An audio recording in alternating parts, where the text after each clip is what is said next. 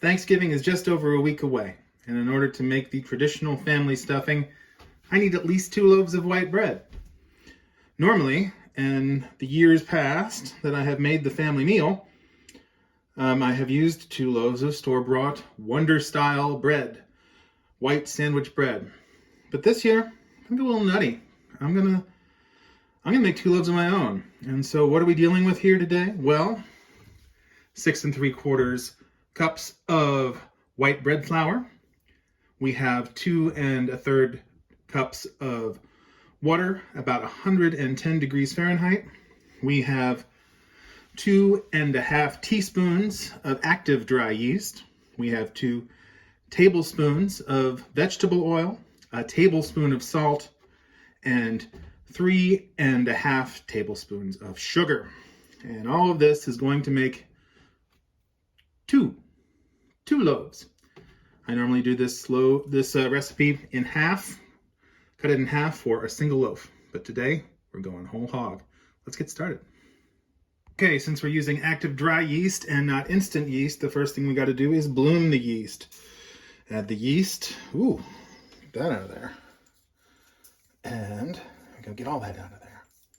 We need all that stuff. We got a lot of dough to rise. Yeah, that's good. That's good.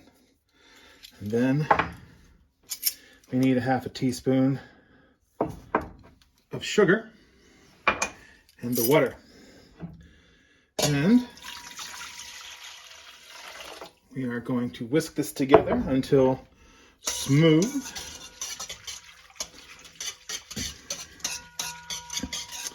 And when it looks like beige water, we are going to cover it and let that yeast bloom rather, for about 15 minutes. I'm fairly content with that. So I'll see you in about 15 minutes. Okay, something we can do while waiting for the yeast to bloom. We are going to separate the flour. We got about 3 cups in here, and we're going to whisk into those 3 cups our sugar and our salt. This is kind of a finesse thing. I don't know if it makes any difference, but the whole idea is to sort of get this all integrated.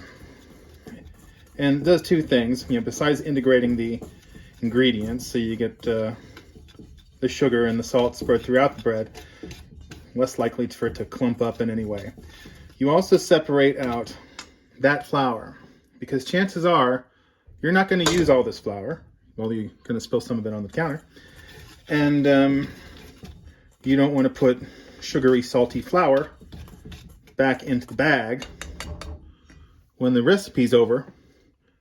But this way you can put the unused flour back in rather neatly. So there we go. Got a few more minutes on that yeast. Be back in a minute. Okay, as you may see, there's certain foaminess in there. Means the yeast is working. So we add our 2 tablespoons of vegetable oil. Gonna give it a whisk. Incorporate that neatly. Since the sugar we added to that is feeding the yeast as we intended. That's healthy. It's good. Okay, and now it's time for the stand mixer, by which, as always, I stand here and I mix it. So the object is going to be to put it in a little bit at a time and kind of through the process here, get it to a point, adding the flour little by little until it is the desired consistency. It is easier to add more flour than add more water at this point. So it's better the dough be a little gooey, a little wet, than it be too firm. So this process is going to take a little while. So I'll be back with you in a little bit here, and we will see, after the stand mixer has done its business, how this all worked out. Okay, so it's come together pretty much here. The work surface is lightly floured. I'm going to start kneading this and hydrating the dough. It's still pretty doughy here. We got a lot of extra, so that can continue to be stuffy flour on the surface. Kneading is boring. It's going to take about 10 minutes. Just going to watch me play with my dough, which If you're into that sort of thing, I'm sure there's some obscure OnlyFans that you might be able to find. Okay, I'll be back in a little bit. Go! See all this flour we didn't use? I did use a little bit of it. So now it's time for the initial rise. Some people say, well, you should coat it with vegetable oil and brush it in and Pam works great. Flip over the dough a little bit. Get the top a little moist too. What the heck? That's pretty good. And now I'm going to do this bit. I'm going to spray some plastic wrap. Plastic wrap. I'm problem with my liquids today. Language faculty is about 12%. Okay, here we go. Alrighty, here's step one. And then we'll give it a friend.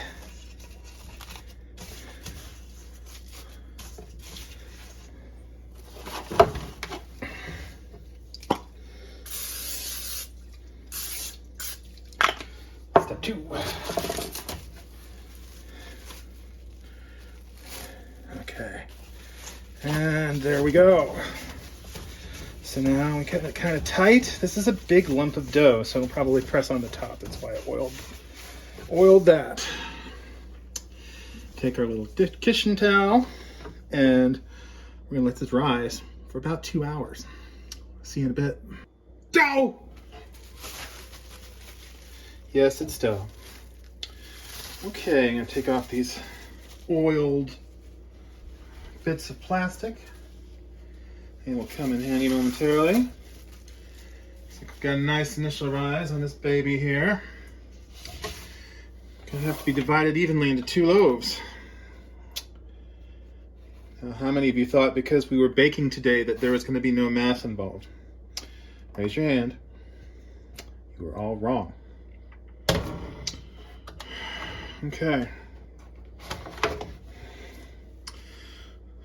All told, this is 1,736 milligrams. Take that off. The bowl alone is 388 milligrams. So subtract 400, 1,376, add back 12, 1,388. So it should be 694 per loaf, right? Right.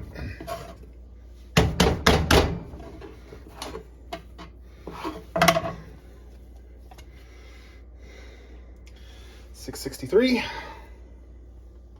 $667, $699.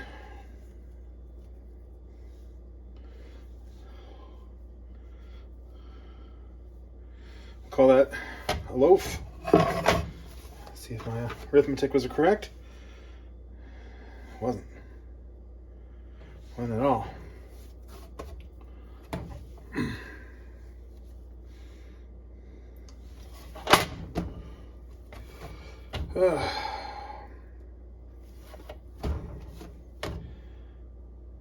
Yes, these are close enough for our purposes. Only 4 grams apart. Now, let's make them into loaves. Never do math on TV, right? Isn't that the case? Isn't that what they tell you? You can be biggest computational genius alive if you have to do it in front of a camera. People are watching you. You don't do math on TV. Make a stupid arithmetic error. You look like a moron. Okay. I have 2 buttered and Pammed baking tins. Okay, here we go.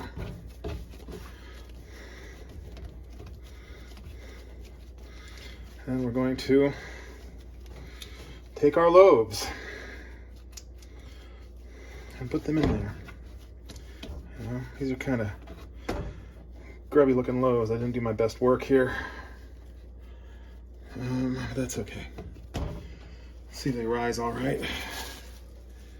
So now it's gonna be the weird one. That one's gonna look like I don't even want to think what that's gonna look like. Okay, that's that. Loosely cover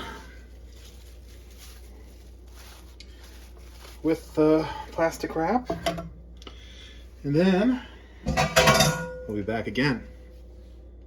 Okay, all risen. Now they're going into the center of a 375 degree Fahrenheit oven for 30 to 35 minutes.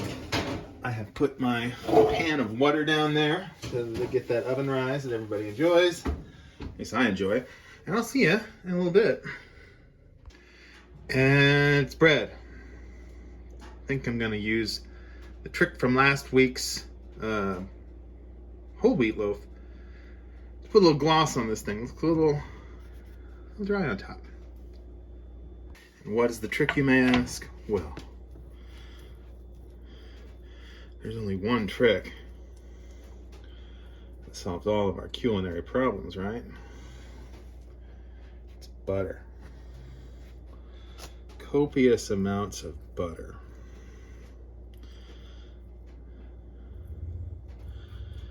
And there we go.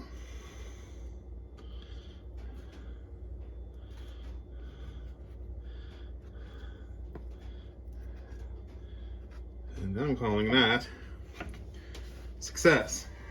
So, this is for the Leukemia 4-week challenge. Fighting leukemia by baking bread. Obviously, there's no direct connection. That's because it calls upon you to give money. This is a recipe from Taste of Home. It's basic white sandwich bread. I will share the recipe in the link. And there it is, baby. And most of this is probably going into my stuffing next week. Thank you very much.